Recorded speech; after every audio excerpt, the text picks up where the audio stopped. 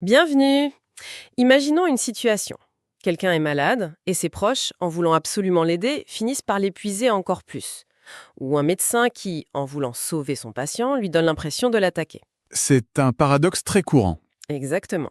Et c'est ce que décrit Gilles Besson dans son texte Le triangle de Karpman en santé. Aujourd'hui, on va s'appuyer sur son expérience pour décortiquer un jeu psychologique assez fascinant, un jeu souvent invisible mais incroyablement puissant. Surtout dans le domaine de la santé, oui. Notre mission, si on peut dire, c'est de comprendre ce mécanisme, de voir pourquoi il est si épuisant pour tout le monde et surtout d'explorer comment on peut s'en libérer. C'est un vaste programme. Alors pour commencer, mettons les choses au clair. Ce triangle dramatique de Karpman, ça sonne un peu théâtral. C'est quoi exactement? C'est une excellente image, le théâtre. Le texte nous explique que c'est un concept qui vient de l'analyse transactionnelle.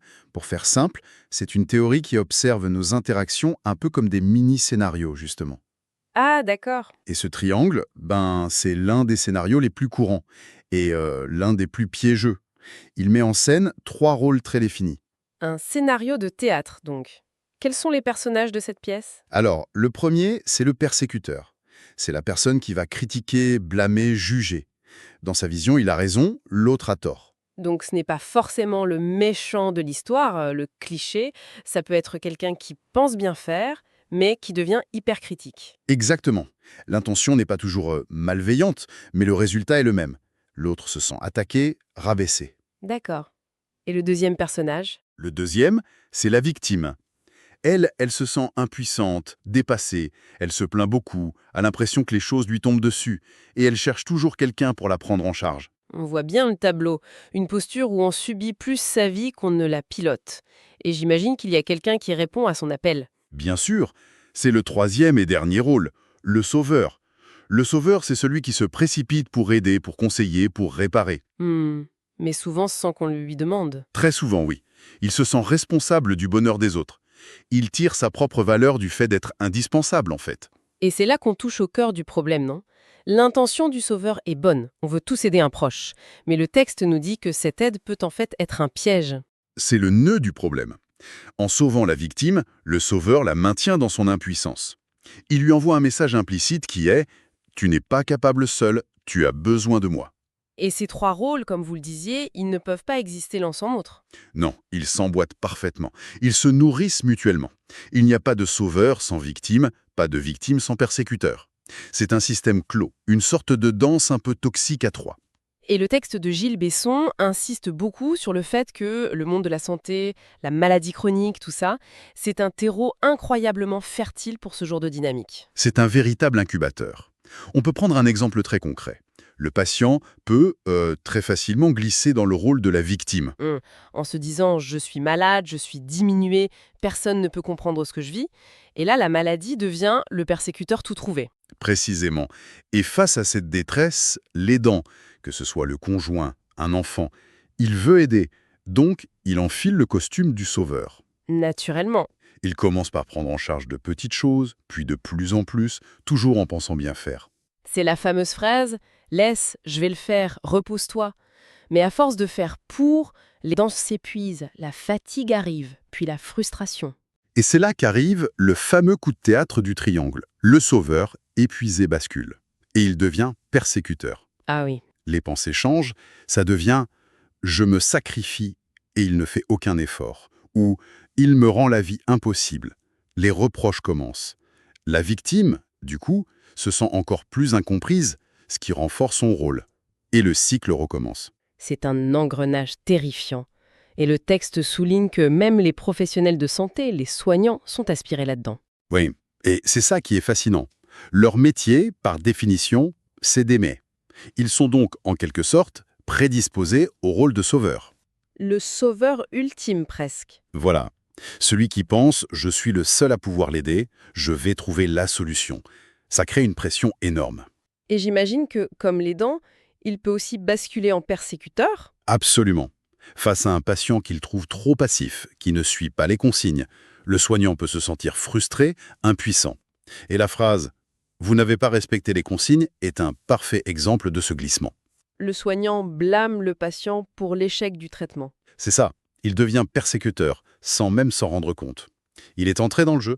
Quand on décrit ces rôles qui s'imbriquent si bien, on sent que c'est une dynamique toxique. Ça donne une impression d'enfermement. Le texte explique pourquoi c'est si destructeur pour tout le monde. Il le décrit comme une impasse totale.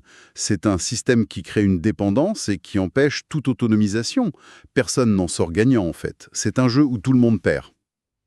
On y perd de l'énergie, de l'estime de soi. Exactement. Pour le patient, être maintenu dans ce rôle de victime, ça l'encourage à rester passif. S'il y a toujours un sauveur pour faire à sa place, pourquoi est-ce qu'il développerait ses propres ressources? On le déresponsabilise en pensant l'aider. C'est terrible. Voilà. Pour l'aidant, c'est la voie express vers le burn-out, l'épuisement physique, psychologique. Et pour le soignant, c'est pareil. Se démener sans voir de vrais changements, c'est profondément démotivant. Mais alors, qu'est-ce qui maintient tout ça en place? Si tout le monde souffre, pourquoi est-ce que le jeu continue? Ah, c'est la question clé. Le texte utilise le mot pervers pour décrire le mécanisme, parce que chaque rôle y trouve un bénéfice inconscient, un bénéfice caché. Un bénéfice caché. Oui.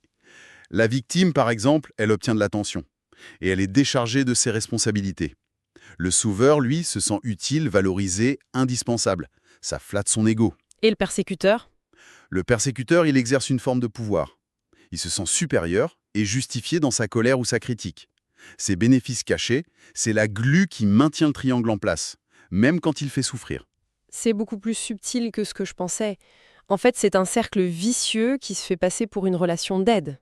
C'est ça qui est terrible. Bon, on comprend bien le piège. La grande question maintenant, c'est comment on fait pour en sortir? Comment on brise ce cycle? La toute première étape, la plus cruciale, c'est la prise de conscience. Le but, ce n'est pas de juger, mais de reconnaître le jeu pour pouvoir refuser d'y entrer. D'accord. Ensuite, le texte propose plusieurs stratégies concrètes. La première, c'est d'identifier son propre rôle préférentiel. Ce qui n'est pas facile. Personne n'a envie de se voir comme un persécuteur. Et admettre qu'on se complaît dans un rôle de victime, c'est difficile. C'est un vrai travail d'honnêteté avec soi-même. Se demander, dans cette situation, est-ce que je me sens en train de me sacrifier, de me plaindre ou de blâmer l'autre? Une fois qu'on a identifié ça, on fait quoi? La deuxième étape, c'est de refuser le sauvetage non sollicité. Attendez, ça c'est très difficile en pratique. On a peur de passer pour quelqu'un d'égoïste, de froid, qui ne veut plus aider. Comment on trouve cet équilibre? C'est toute la nuance. Il ne s'agit pas de ne plus aider, il s'agit de changer la manière d'aider. La clé, c'est de passer de faire à la place de l'autre à aider l'autre à faire par lui-même. Proposer son aide, oui. L'imposer, non. C'est exactement ça, et ça veut dire accepter que l'autre fasse les choses différemment, peut-être moins vite ou moins bien selon nos critères, mais il les fait. C'est un pas vers son autonomie. C'est un lâcher-prise en fait. D'accord. Et la stratégie suivante? La troisième, c'est de ne pas alimenter la plainte de la victime. Face à quelqu'un qui se plaint sans cesse, le réflexe du sauveur, c'est de bombarder de solutions. Tu as essayé ci, tu devrais faire ça. Ce qui marche jamais. Jamais. Ça renforce le jeu. La victime va souvent répondre « oui mais » pour prouver que rien ne peut fonctionner et rester dans son rôle. Et donc, que faire à la place? L'ignorer? Ça semble un peu rude. Non, pas du tout. La stratégie, c'est d'abord d'écouter avec une vraie empathie, de valider l'émotion. Je comprends que ce soit difficile, mais sans prendre le problème sur ses épaules. Mhm. Et ensuite, de renvoyer la personne à ses propres ressources, avec des questions ouvertes. Que pourrais-tu faire pour que ça y ait un tout petit peu mieux? Mhm. De quoi aurais-tu besoin, là, maintenant? On passe de « je vais te trouver une solution » à « je te fais confiance pour trouver la tienne », Et je suis là pour te soutenir. C'est une vision très responsabilisante. mais qui peut sembler un peu dur pour quelqu'un qui est vraiment au fond du trou, non? On ne risque pas de blâmer la victime une deuxième fois en lui disant de se débrouiller. C'est tout le danger et toute la subtilité de l'exercice, oui. Il faut le faire avec beaucoup de bienveillance et proposer un soutien, un accompagnement. Ce qui nous amène à la quatrième stratégie, dépersécuter. C'est-à-dire? Si on se sent attaqué, il faut poser des limites. Calmement, sans entrer dans l'escalade. Et si on se surprend à blâmer l'autre, eh ben il faut faire une pause, respirer et revenir à une communication plus factuelle. Ce que le texte appelle la posture adulte, c'est bien ça? Exactement. C'est la cinquième étape. Adopter une posture adulte. C'est un autre concept de l'analyse transactionnelle. Ça consiste à sortir de l'émotion pure, du « tu ne fais jamais rien » pour parler des faits, des besoins. Au lieu de l'accusation. Voilà. On pourrait dire « J'ai remarqué que cette tâche n'a pas été faite. Je me sens fatigué et j'aurais besoin d'aide. Comment on pourrait s'organiser? Ça ouvre à la collaboration. Le fil rouge de toutes ces stratégies, finalement, c'est de redonner le pouvoir à l'autre. C'est le 6e et dernier point et il résume tout. Redonner la responsabilité. Accompagner quelqu'un vers l'autonomie, c'est lui redonner le pouvoir d'agir, même sur de toutes petites choses. Chaque petite action que la personne mène par elle-même, c'est une victoire contre le triangle. En somme, si je résume, tout le changement, c'est de passer d'une logique de faire à la place de à une logique de faire avec. C'est un changement de paradigme complet. Complètement.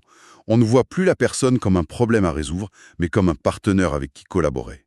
On passe d'une relation verticale, le sauveur en haut, la victime en bas, à une relation horizontale, d'égal à égal. Et l'auteur Gilles Besson termine son texte avec cette synthèse personnelle qui est très parlante. Il raconte avoir vu des aidants s'épuiser à vouloir le sauver quand il se sentait victime. Et à l'inverse, s'être lui-même senti persécuté par un médecin sauveur qui voulait lui imposer une solution sans l'écouter. C'est ça. Cette expérience vécue illustre parfaitement le propos. Le médecin sauveur qui impose sa vision, même avec les meilleures intentions, il nie l'expertise du patient sur sa propre vie.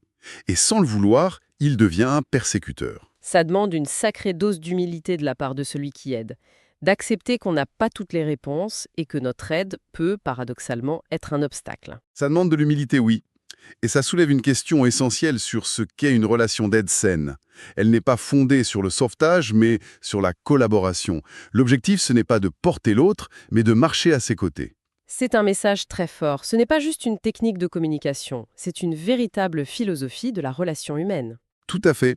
Le texte se concentre sur le monde de la santé, qui est un formidable révélateur de ces dynamiques, mais il ouvre une porte bien plus large. On peut se demander dans quels autres domaines de nos vies, au travail, en famille, entre amis, jouons-nous inconsciemment à ces jeux? C'est une excellente question pour la suite. Au bureau, qui est la victime de la surcharge de travail? Qui est le persécuteur qui l'impose? Et qui est le sauveur qui reste tard tous les soirs? En famille, qui se plaint pour avoir de l'attention, qui persécute avec des reproches. Et qui sauve en prenant tout en charge. Et peut-être une autre pour la route, en observant nos propres interactions, quelle serait la toute première petite action à entreprendre pour refuser d'entrer dans ce triangle la prochaine fois qu'on le sent se dessiner? Voilà qui donne matière à réfléchir.